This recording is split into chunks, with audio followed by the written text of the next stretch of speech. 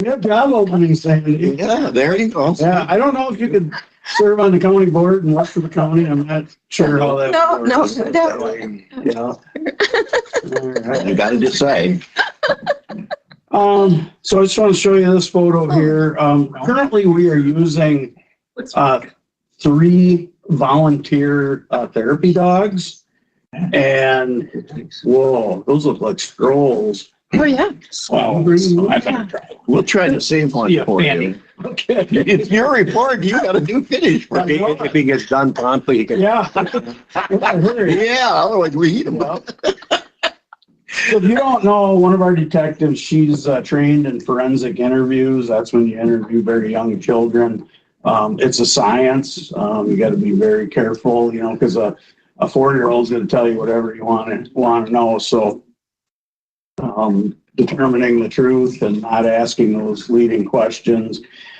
They actually swear in the child with a notary to kind of help prevent some of that courtroom testimony. So my staff, currently Detective Aggie, takes care of our forensic interviews, and she does a lot of them. So we like to bring in a therapy dog to sit with the child during the interview, or at least before and after. Currently using 3 of those volunteer therapy dogs, and this would be our mayor, Justin, running, and Duke. Right, moving on.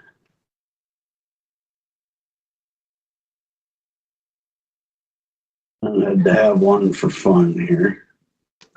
Oh. I'll bring that back up for you, Charlie. You didn't put a hat on you. Yeah. Should have put the bulletproof vest on Sandy. All right, so we got that done. So November 14th. November 14th was a big day here. County board, our budget was approved.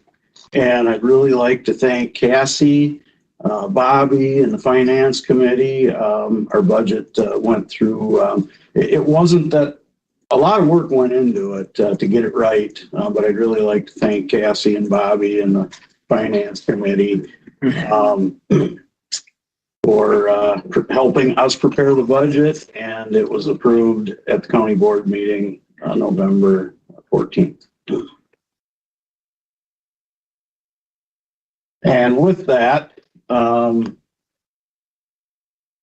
our Axon project that will update all our body-worn cameras, all our tasers, as well as all our dash cameras with an ARPA request for mainly a 3-year deal, but for a few extra dollars, we extended that 2 more years. So that'll be a 5-year deal on the Axon project.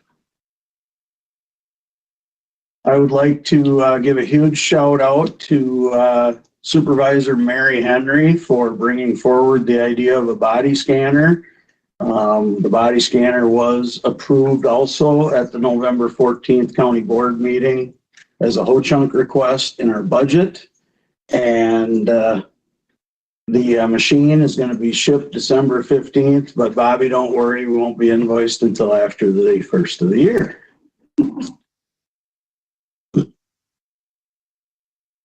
All right, on November 14th also, so this is the therapy dog Remy and volunteer Richard, along with Detective Aggie, golden retriever, a therapy dog. And these dogs, they make a big difference when we bring in these kids to interview them. They've been through a lot of trauma, abuse, neglect, you name it. And so that dog plays a big part in the success of that interview.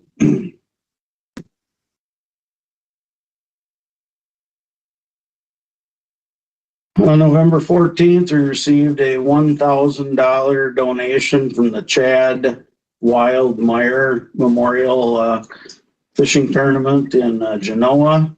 And lead administrative assistant Amy is in charge of our giving tree, and that's where the funds are going. And over the weekend, all of the names have been taken off of the tree. So great job on that, Amy.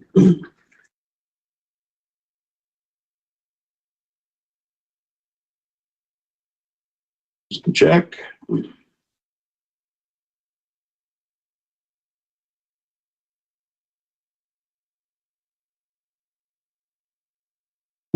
Met with Highway Commissioner Phil Hewitt, and we worked out an arrangement to share our skid steer with the Highway Department, Buildings and Grounds.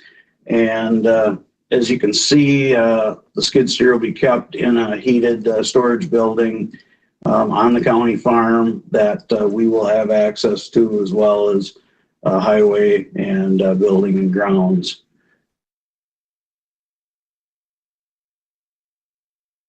And there's the building right there. And then we'll be talking about that cement building later on in the meeting.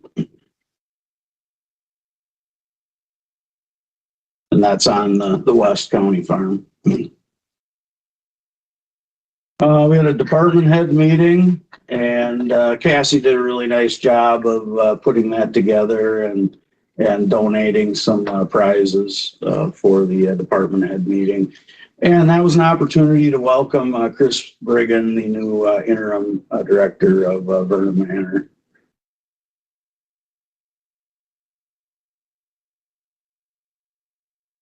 And it looks like Connor won the turkey.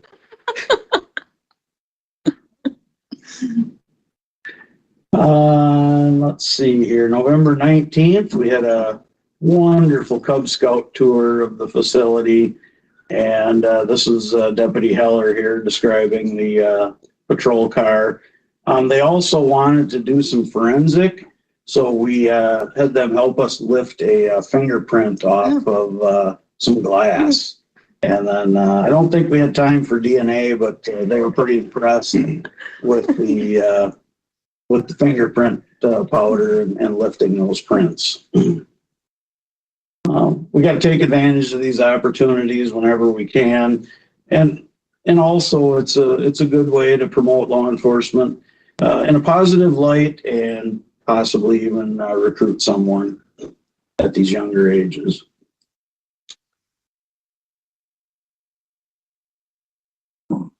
Next time I'll do this on PowerPoint, so you don't have to wait for me to scroll. Let's see here.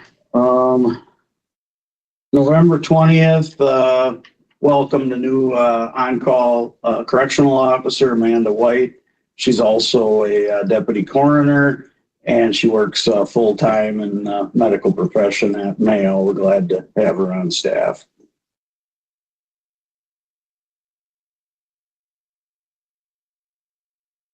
November 21st, we received a report of a pretty heated domestic violence incident in the village of Coon Valley.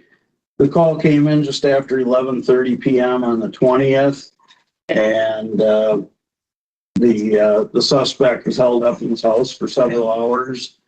But we took our time and we talked him out. As you can see, he's walking on his own accord to the patrol car with no incident.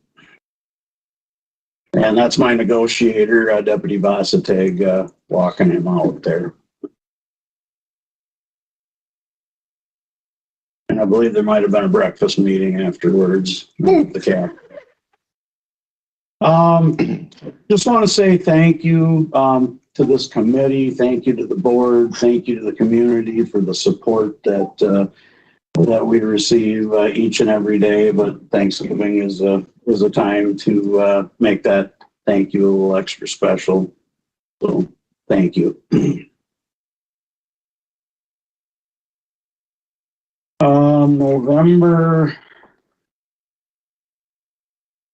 November 17th, we received a really heated driveway easement dispute in the town of Union.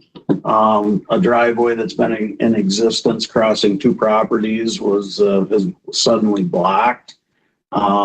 You know, I have to look at that as a matter of public safety, providing fire and EMS. So, you know, a lot of people can say it's a civil matter, get the attorneys involved, but I've got some level of responsibility there. It sounds like we're making some progress on the legal front. So hopefully that gets resolved soon, but you can see the driveway. And Charlie will remember that house there on County H. Yep. You do. So when it's frozen and they can drive through the field, it's all right. But when it's soft, they've got kids to get to school, and it's just been a real fiasco. So the plan is that if the courts determine there's no easement, then the township is willing to move forward to make that a public road through eminent domain. But hopefully we don't have to go. But they also have that obligation to provide emergency services. So we're hoping that gets worked out prior to that happening. There's the gate there, and then there's a gate further up the driveway blocking the farm. So the farm has to find a different way in to the property. And those disputes, as you know, can get awful heated and easily turn into law enforcement matters. So we're trying to keep the peace over in the town of Union. Viroqua Eagles Auxiliary donated $200 toward the Counteract program. With me is past Madam President Barb Hammond. She donates a lot of her time and talent to the community.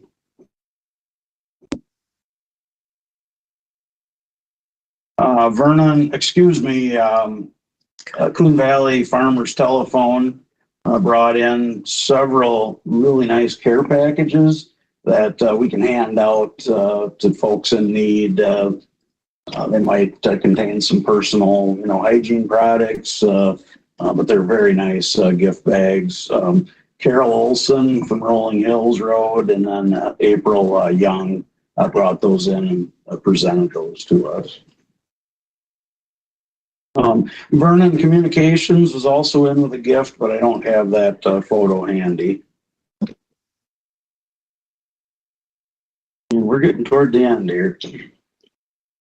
All right.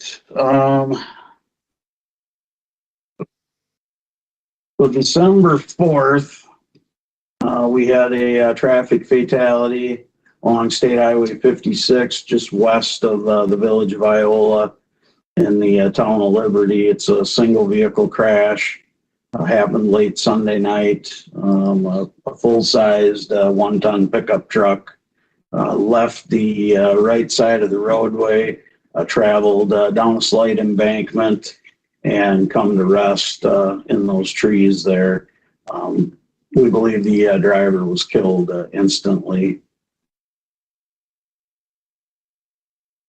And it looks like on preliminary investigation, it was hard to see some of the impressions in the pavement, but it does look like a front tire blew prior to leaving the roadway.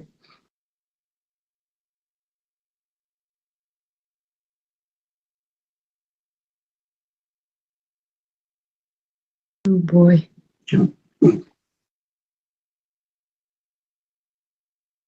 It's a very heavy truck, but you're not gonna you're not gonna win with a big tree.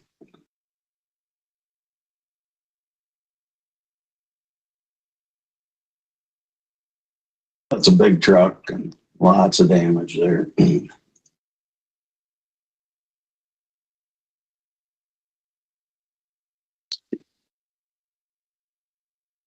December 6th, Assembly Bill 35 was signed into law, and it was really an honor to travel to Madison to watch the governor sign that bill. Assembly Bill 35 will allow you to list emergency contacts, names and phone numbers on your Wisconsin driver's license. We could have used that at least 3 to 4 times in the last 2 weeks with these traffic fatalities. We also had an 87-year-old female that crashed also in that same stretch of road, and she was extricated from the vehicle and couldn't communicate very well. And she was from Grant County, and they were super helpful, but it still took a while to track down her family. So the emergency contact bill, if it's used, and it is voluntary, once it's implemented in about 6 months, I plan to really promote that heavily, and I hope that you'll help me do that. Last night, we had a silver alert issued. A elderly female staying on Maple Ridge outside of Lafarge took off, a little bit confused, possibly early Alzheimer's, and her family called in a silver alert. So we were able to get that information out right away. We were unable to track the vehicle through OnStar because she hadn't agreed to the terms and conditions. So they told us it's like pulling your SIM card out of a cell phone. So that was sad. We couldn't utilize that. However, with the use of license plate reader cameras, as well as getting access to her debit card, we found that she had made a transaction in Camp Douglas, and staff there didn't realize there was a silver alert at the time, but they tried to give her directions back to Lafarge.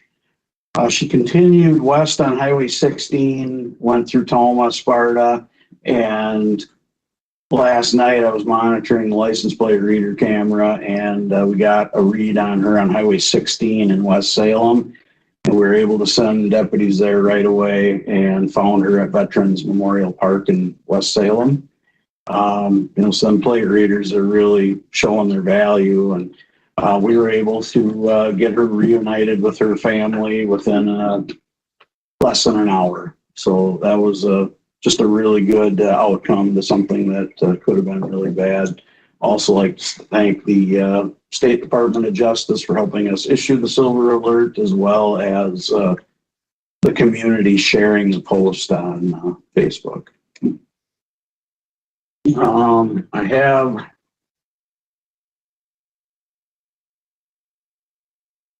two other real brief things here.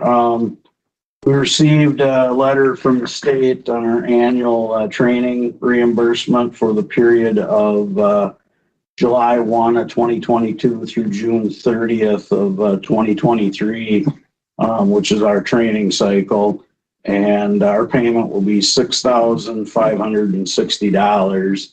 So it helps, but it's a drop in the bucket compared to the training that we really give these officers. So that's not a lot of reimbursement.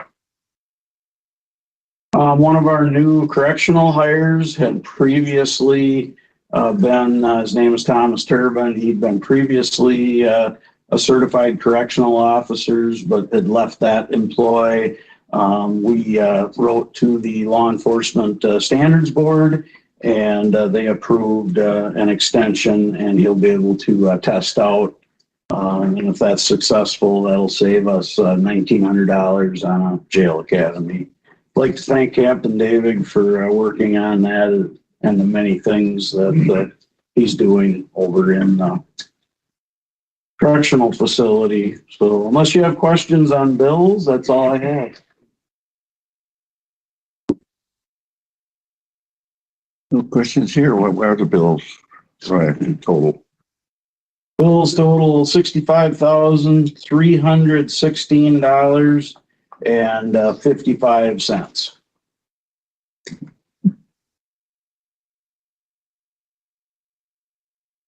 Any questions? I guess there's not being any, so then we could move on to item 6, which is Emergency Management Director's report and also reviewing invoices. Brandon? I printed off just a copy of the invoices that were paid since our last meeting. I'll send those around as I talk. And if there's any questions on them at the end, I'll take those. The FEMA Communities Disaster Resilience Zones, we met with all the municipalities that are within that zone in Vernon County. The notice of intent or pre-application was due on November 29th. I know of 2 municipalities that applied to submit a formal application. So worked with them to get that submitted to the state. There were a couple projects that the Village of Lafarge had identified that didn't get put in the hazard mitigation plan. And since FEMA has not formally approved that, we were able to just submit those. And then they resubmitted the plan to FEMA, so we won't have to do any other approvals or amendments to that. So we're waiting on FEMA now for that.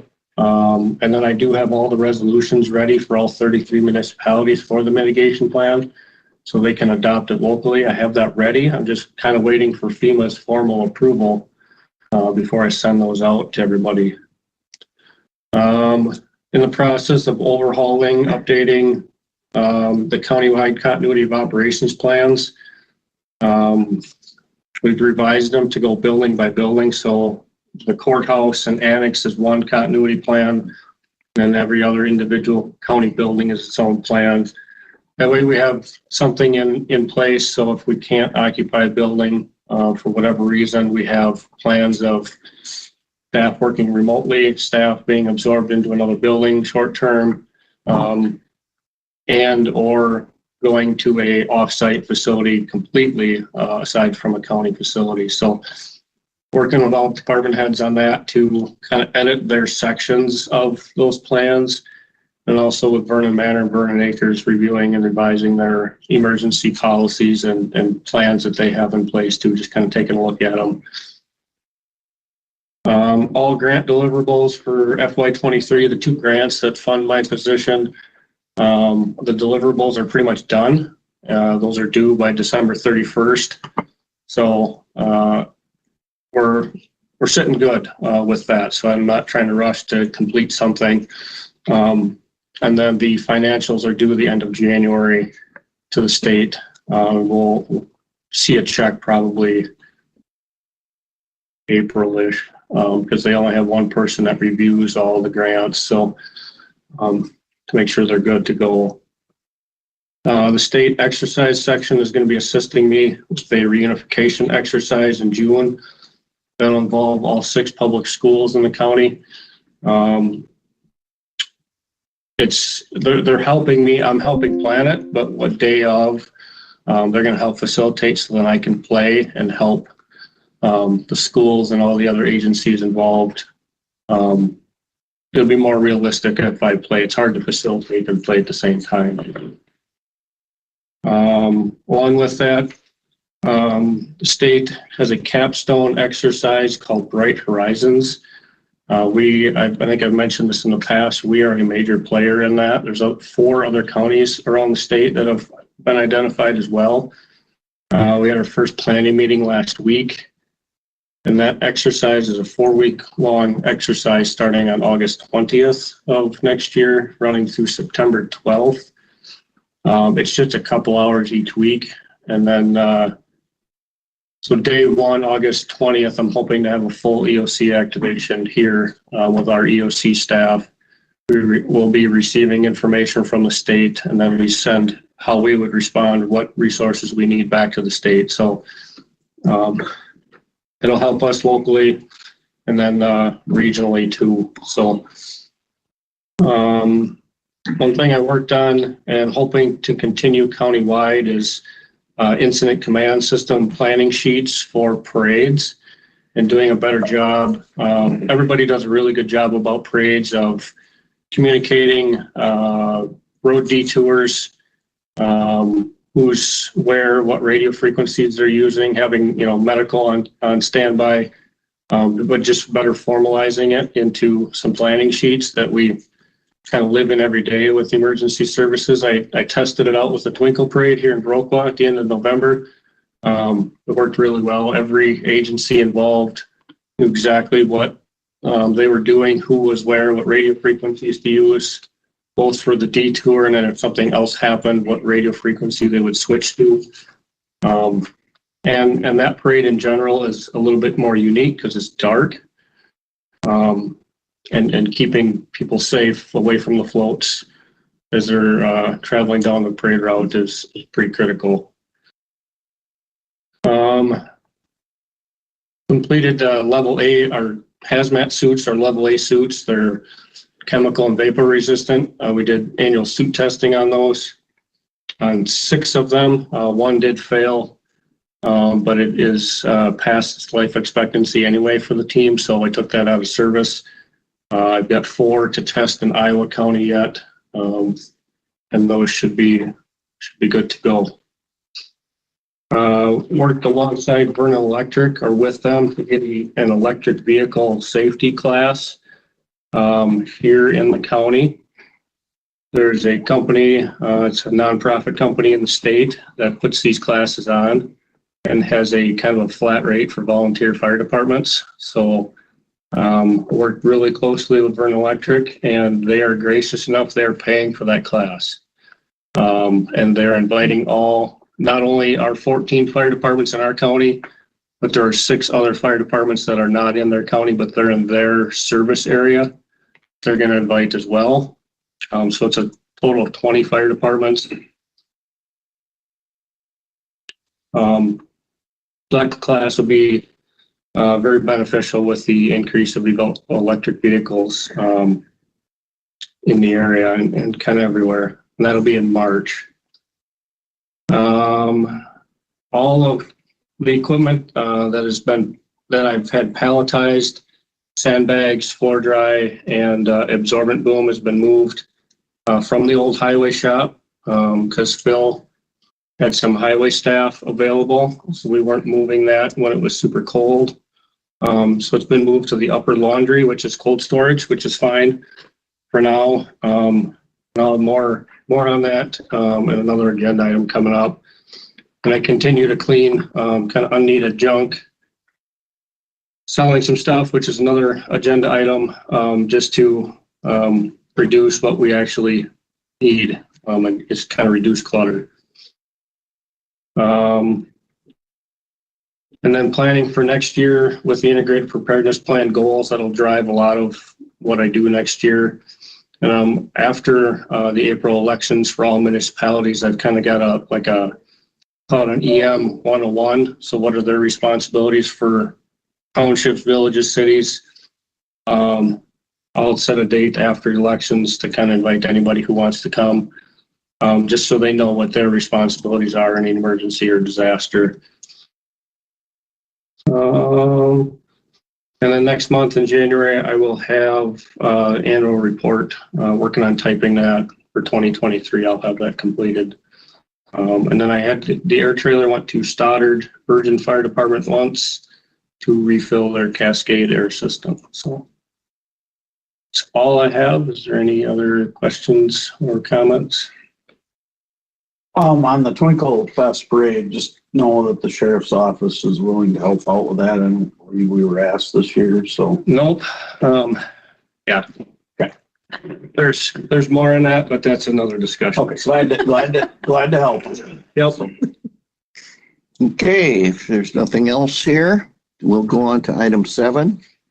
Discussion on lighting at the intersection of US Highway 14 and County Road GG. I don't think we need to take any action on that. We were referring that to infrastructure, and Phil and we have had some conversations about that as possibly serving another purpose, but I don't believe we need to take any action on that. Okay, we can move on to item A. Discussion on equipment storage facility. Yeah, as we continue to talk about this, last month it was suggested that we have a joint meeting. So I scheduled that. It was after Thanksgiving, after deer hunting. Cassie and Phil, land and water staff, along with myself, and Mary was able to make it in place of Will. We had a discussion, kind of talked about what everybody needed for space, both warm and cold, and what everybody's needs were. We walked through a couple of the buildings that we've been talking about.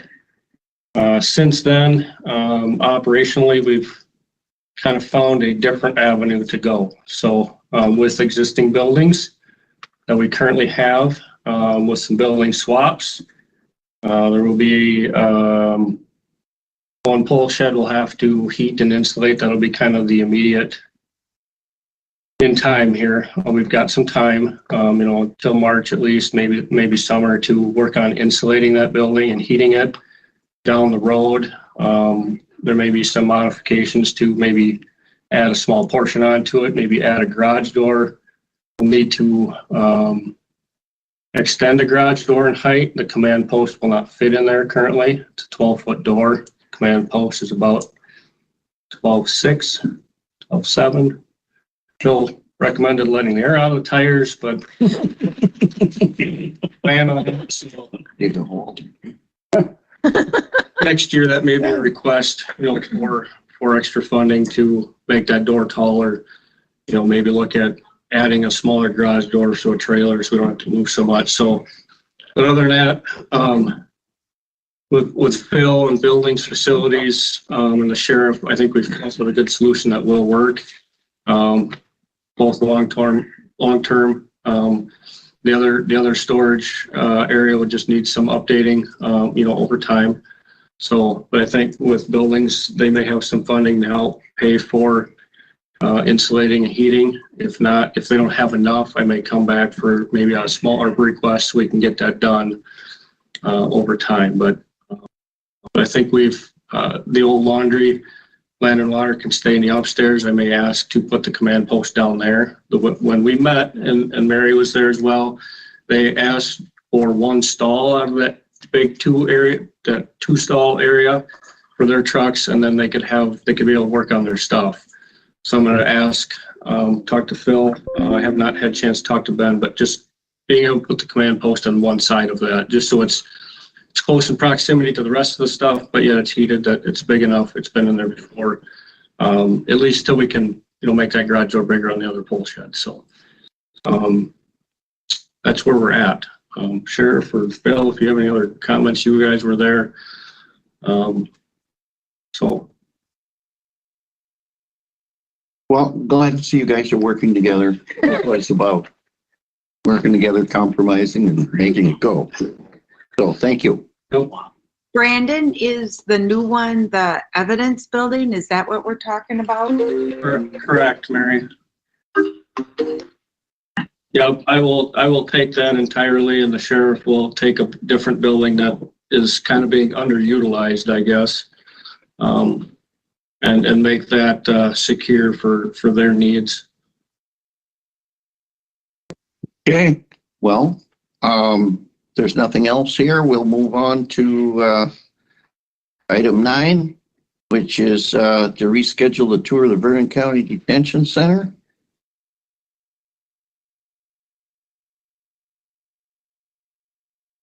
What, just at the next meeting? Is that? Yeah, why don't we? That's fine. Yeah, if we're meeting there. Yeah. We're going to be there. Okay. So today, the reason we're not here today is I'm we just screwed. yeah. Yeah, We have that. we'll have it on next time. Okay, move on to item 10, is discussion on the sale of equipment. It's Brandon again. Yep, that's me. Like I mentioned, as we're cleaning, again, I cleaned when I moved to the old highway shop, and I'm cleaning again because it's equipment that we've not used. And so, At his budget, he doesn't need this stuff. so just a couple things I'm looking to kind of get rid of. I've shared up there, it's a 15,000 watt electric start generator. In the 7 years that I was in the on-call position, before I took over as director, this generator did not run, just kind of sat in the corner. Since then, I got it running. Try and run it every few months just to keep it running. But we've never used it. I bet it's 200 pounds. One person, you can pick it up and wheel it around, but there's no way one person is getting it inside of a vehicle. We've never used it. Is that a 30 amp? Yeah, it does 30, it does 240, 120.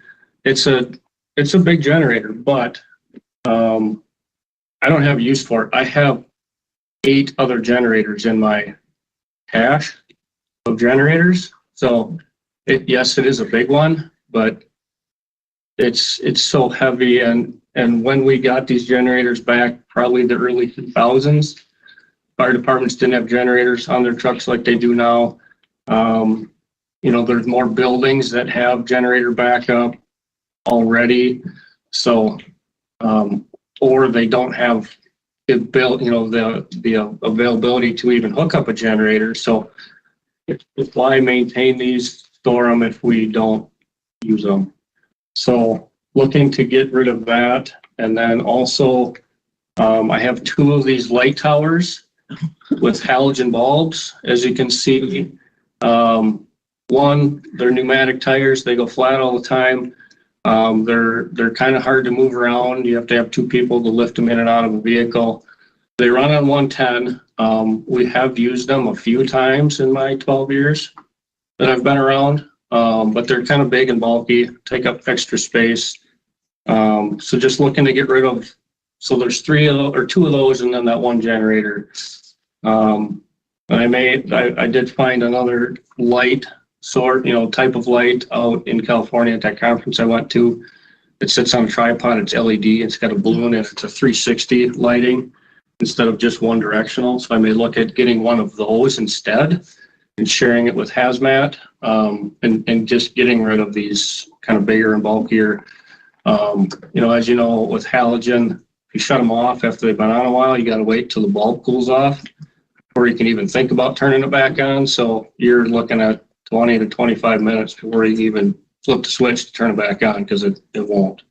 So just looking to get rid of them and then, repurpose that for other things. So So do you need action on this to I guess so. do this? I guess I would ask that just so you agree that I'm kind of getting rid of it, and I will put them on Wisconsin surplus, so it's not done locally, and we're not kind of doing the seal fit thing. They're taking care of it all. So I guess we're looking for a motion. Motion to approve Brandon's sale of those 3 items. Okay, I got a motion from I'll Charlie, second. a second from Sandy. Any other discussion here? Not hearing any. All in favor, say aye. Aye. Opposed? Motion carried. thank you. Okay, item 11, discussion of medical compensation for employee. Well, I think I'm gonna ask to be excused just because all of a sudden I've got a pain in my shoulder that doesn't want to quit. Right, me nuts. It ain't your left shoulder, is it? It's my right shoulder. When I sit too long in one spot, don't move around, all of a sudden it's terribly painful. I don't know. So if I move around, it'd probably go away. Motion gives Frank and Charlie. I'll second. Second from Sandy. All in favor? Aye. Aye. Thank you. Hope you get feeling better soon, Frank. Yep. Well, yeah, Okay, Frank. Okay. you didn't need me for anything else anyway, really. You never know, Frank. We'll call you. You do laps. I could. 11. Take Did we want to- your stuff with you here, Frank. Yeah, I'm gonna get up this. Discussion of medical compensation for employee. It says closed session. So I'm going to read this and then we're probably going to go into closed session. The chair may entertain a motion to enter into closed session pursuant to Wisconsin statute 19.85(1)(c), considering employment, promotion, compensation, and performance evaluation data of any public employee over which the governmental body has jurisdiction or exercises responsibility, and the Wisconsin statute 19.85(1)(f), considering financial, medical, social, or personal histories or disciplinary data of specific personnel problems or the investigation of charges against specific persons, except where paragraph B applies, which, if discussed in public, would be likely to have a substantial adverse effect upon the reputation of any person referred to in such histories or data, or involved in such problems or investigations. Roll call vote is required if voice vote on the above motion is not unanimous, and if approved, enter closed session. reconvene in open session pursuant to Wisconsin statute section 19.85(2). Roll call vote if motion is not unanimous. So at this time, I need a motion to go into closed session. I will make a motion. Sandy makes the motion. We get a second from Charlie. All in favor of going into closed session at this time, say aye. Aye. Oppose? It is unanimous. We are now in closed session, so who's, We gotta clear them. oh, Nice and open. Is that right? Well, online here, you have to move people. So you need to open the rooms. That's the one thing we always Yeah. forget to do. I And then can shut that door, Yeah, some of them will. please. Thank you. Thank you, Brandon. Yep, I'll be back. I'll just go there. Room 1 is Mary. Okay, so then you'll How do I- move Tim into room 2. Oh, yeah. They're always better. It's not really good. Join room 1 after you do that. And then I join room 1. Yeah.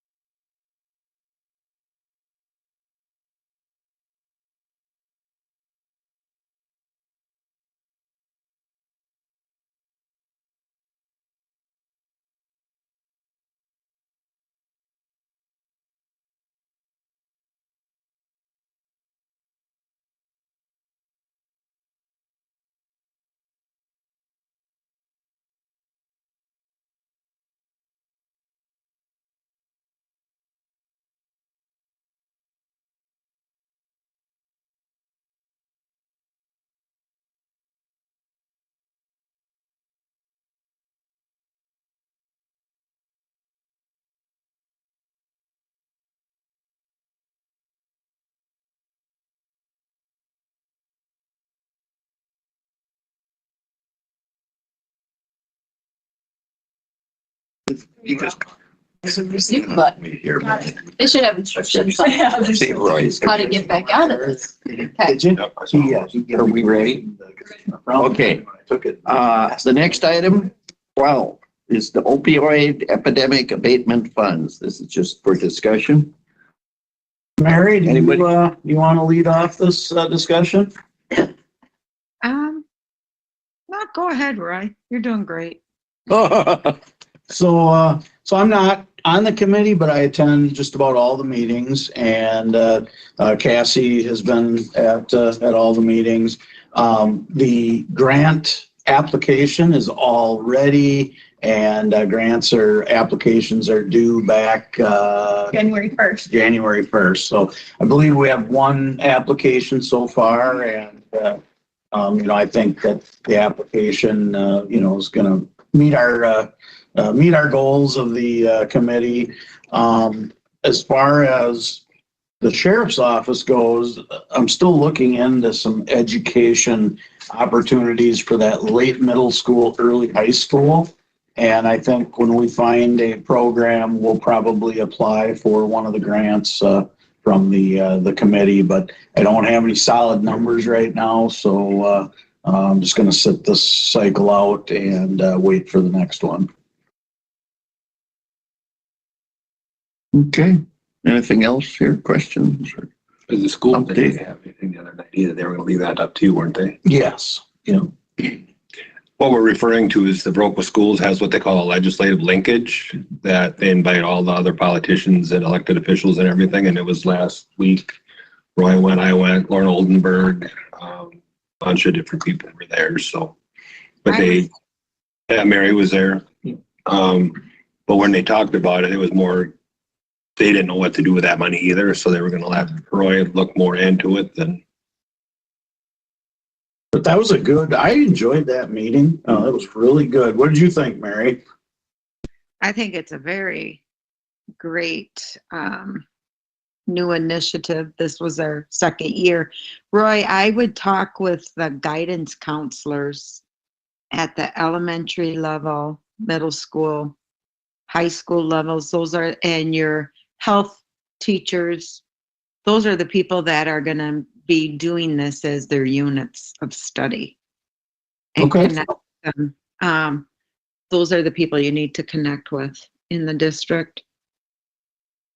Yeah, I was really, of course, different audience, but to have that committee rank crime second to last, I think, not that we would take that for granted, but I thought that was, that was a compliment to Vernon County. It is. I mean, was. it kind of separates it out, but drug use was number 2. It So was. I don't think people consider that the same as like crime, but it is a crime. So when Sure. I was ranking 2, I had drug way up there. And if you think of crime, do I feel safe on the street? Yeah, I do. I do. But the two are very interlinked. No, I thought it was. I thought it was a really good meeting, and I definitely plan to attend next year. There's a little proof of Oh, jeez. proof of the meeting there. So Gee, you're right at the pictures. yeah, surprise, surprise. So. Yeah. Also, Dr. Coons brought up at the committee pretty nice suggestion on getting some small lock boxes that could possibly be handed out maybe at the pharmacy or providers to keep those nasty medications locked up. So I thought I think that'd be a very good thing for that committee to explore. Dan, any other discussion here? Roy, did you see my email that I was asking for fentanyl test strips? Yes, we are actually part of the Crawford County grant again, and so we should be receiving the fentanyl test strips when those arrive in Prairie du Chien. Thank you. It's really great. You guys work together. Okay, if there's nothing else here, we'll move on to item 13. Any items for consideration for next month's meeting? Well, Amy, we're probably going to have this item 11 might be back on again. And also item 9, reschedule the tour of the detention center. I don't know, did anybody else have anything else here? You're thinking of? So, Okay. Okay, then item 14 is to confirm our next meeting date, which is January 8th at 9:30 at the jail or detention center over there, or Vernon County. What do we call it? Vernon County Detention Center. Vernon County Vernon County. Detention Center. Okay, I gotta get, do we want to make the tour as the last item then before Yes. adjournment? that would be appropriate. Well, in theory, you could adjourn and do the tour because there's nothing left on the agenda, so you're technically done anyway. Yeah, we could. Okay. January 8th at 9:30 over there. Okay, with that, adjournment's in order. Sandy. Motion to adjourn. Charlie, all in favor, say aye. Aye. Opposed, motion carried. We are adjourned.